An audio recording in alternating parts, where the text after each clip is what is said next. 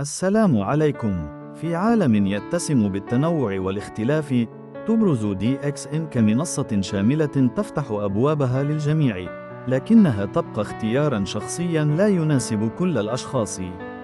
هذه العبارة تعكس فلسفة DXN في التواجد العالمي مع احترام الفروقات الفردية. DXN لكل الناس، ولكن ليس كل الناس لDXN. بينما تسعى DXN إلى تقديم فرص متكافئة للجميع، تظل القناعة الشخصية هي العامل الحاسم.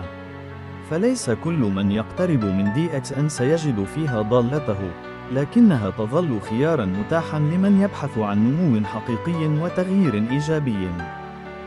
Welcome. In a world rich with diversity, DXN stands as an inclusive platform open to everyone. Yet, it remains a personal choice that may not suit all. This statement reflects DXN's philosophy of global presence while honoring individual differences.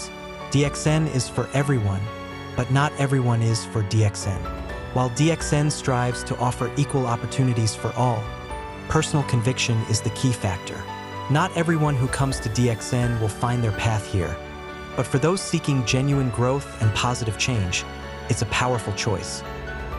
ሰላም በብዝሃነት የተሞላው በዚህ ዓለም ውስጥ DXN ለሁሉም ሰው የተከፈተ መድረክ ነው፣ ነገር ግን ለሁሉም ሰው የሚመች አይደለም።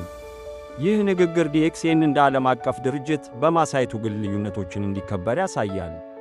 DXN ለሁሉም ነው፣ ነገር ግን ሁሉም ሰው ለDXN አይደለም። DXN ለሁሉም እኩል ዕድሎችን ለማቅረብ ቢሞክርም የግል እምነት ወሳኝ ነው። ወደ DXN የሚመጣ ሁሉ ሰው ተስፋውን ሊያገኝ አይደለም፣ ነገር ግን እውነተኛ እድገትንና አዎንታዊ